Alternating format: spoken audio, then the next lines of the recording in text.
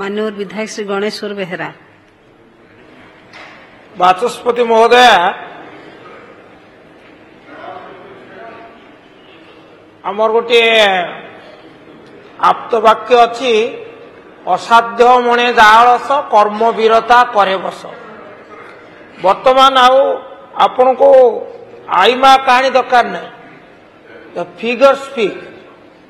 मान्यवर मंत्री अत्यंत स्पष्ट भाव में उल्लेख करिसंती जे आमर 5,055 कोटी 19 लाख टंका ये जो 5T स्कूल योजना रे स्कूल मान को दिया जाए तार सौंदर्यकरण करा जाइछे, तार भित्तिभूमिर विस्तार करा जाइछे। ये निश्चित भाव में गोटे ईर्षणीय सफलता जहाको उदारतार सहित ग्रहण करिवार आवश्यकता अछि। केवल अति संक्षेप जाना चाहूँगी, मंत्री महोदय एकथा जानती कि केते गुड़े स्कूल वर्तमान सुधा ये टंका खर्च करि पारि नाहंती। सरकार परिवर्तन हला परे सरकार तरफ कौन लिखित निर्देशनामा जाई नहीं जे कार्य हम ना, किंतु केतक सरकारी कर्मचारी अनुगृहित करने से कौन कर बंद कर। तेणु मोर प्रथम अनुरोध हम मान्यवर मंत्री जो जो स्कूल मान को मंजूरी होइतिबा 5T स्कूल अनुदान खर्च करा जाए नहीं ताकू तुरंत करने निर्देश देवे कि एक। एवं मोर द्वितीय प्रश्न है जहाँ अत्यंत जरूरी जो विषय मान्यवर सदस्य कहते कटक फिरदौस से जो एगुड़िक मुख्य जो स्मार्ट क्लास सेगुड़िक सब वस्तुत माने अक्षम, कारण से कंप्यूटर टीचर नहांती एवं कंप्यूटर टीचर करने माननीय मंत्री कहले आम विचार करूँ। धन्यवाद आपको। मु खाली गोटे निवेदन करने चाहे 5,000 कंप्यूटर टीचर जो मैंने नियुक्ति पाई माने रिक्रुटमेंट होता परीक्षा देकर पास करते मेरिट से माने छटे बसचंती। आपण 8,100 नुआ कंप्यूटर टीचर नियुक्ति दवाई गोटे निष्पत्ति करिसंती। ये एक अभिनंदनीय निष्पत्ति, किंतु से जो 5,000 छटे हेले जो माने इच्छुक जेहेतु से अभिज्ञ तेणु से कथा विचार को नेले भल हम।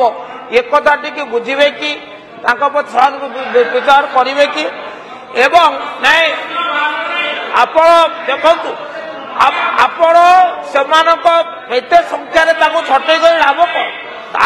अभिज्ञता दृष्टि से निश्चित भाव में भल से मनोनीत नुहति से परीक्षा माध्यम आसी मेधा अच्छी अभिज्ञता अच्छी एवं जो आग्रह अच्छी कथा विचार करेंगे कि आउ शेष कथाटी है आपण खाली आवश्यक थिबा स्कूल शिक्षक शुणु दयाकर शुणु खाली पड़ी जो शिक्षक पदवी गुड़िक तुरंत निष्पत्ति माननीय मंत्री पार्टी कले माननीय मंत्री नीरव रुहंतु। मान्यवर बाचस्पति महोदया, मान्यवर वरिष्ठ विधायक गणेश्वर बेहेरा जो प्रश्न करिसंती जे केते गोटी स्कूल रो जो 5T रो काम संपूर्ण होईची आ केते गोटी स्कूल रो काम वर्तमान संपूर्ण हेई नाही सेटा आगामी दिन रे करिबा पई ए कथा कहिसंती। निश्चय ये जो 5T रे आमर 5T पाई टंका 4टा फेज रे टंका दिया ही थिला। प्रथम फेज रे 781 स्कूल को, द्वितीय फेज रे 2,268 स्कूल को एवं तृतीय फेज रे 2,065 स्कूल को।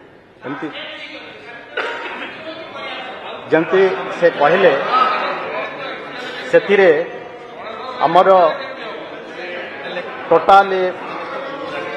टोटाल अमाउंट दिया ही थिला आमर जो 24टा डिस्ट्रिक्ट रे जो स्कूल गुड़ाक CSR एवं मैचिंग ग्रांट एवं 3x ग्रांट रे सेटा 3,088 कोटी 20 लाख टंका दिया ही थिला।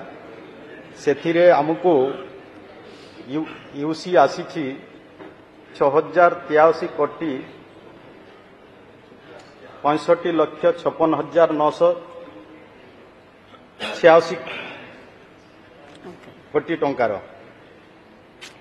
एवं एटा हमको यूसी आसी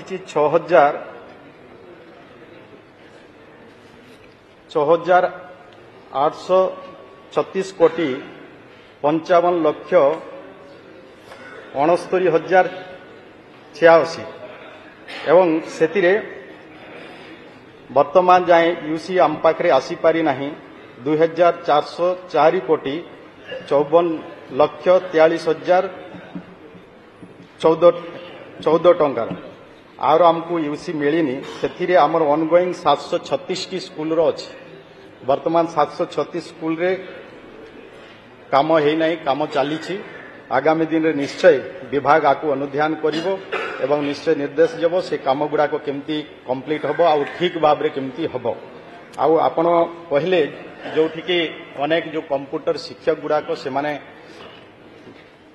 वर्तमान नाहंती आ जो मान को वर्तमान जो माने थिले कंप्यूटर टीचर से मान टर्मिनेट होइछंती निश्चय से कथा को भी आगामी दिन रे जते बेले विभाग सरकार जते बेले पदक्षेप नब नूतन नियुक्ति पाई सेते बेले ताकू विचार करा जाय।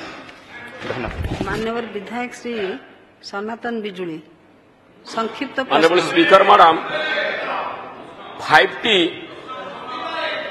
आमर गाइडलाइन अच्छी ब्लॉक रे 10 लाख रु ऊपर कोले टेंडर हम किंतु विगत सरकार को गाइडलाइन आधार रे पाखापाखि कोटिए टका पर्यंत काम को दलीय भितर काम कले बिना टेंडर रे खाली स्कूल नुहे स्कूल कॉलेज हॉस्पिटल बड़ बड़ बिल्डिंग कले एवं गोटे कथा बता ट्रेडमार्क आसी 5T रे फाट जो जगह 5T रे काम होची अतिमात्रा दुर्नीति होती सारा ओडिशावासी चाहूंती जे 5T उपरे गोटे तदंत कमिटी करा जाई गोटे उच्चस्तरीय तदंत मु आपनको द्वारा निवेदन करछि जो जो जगह 5T रो सब बिल्डिंग होती गोटे उच्चस्तरीय तदंत दाबी करिवे कि मान्यवर मंत्री समस्त नीरव रुहंतु। मान्यवर विधायक बड़साई भाई सनातन बिजुली जो प्रश्न करिछंती निश्चय तांकर विषय को गुरुत्वर सहित विचार करी आगामी दिन रे जदि किछि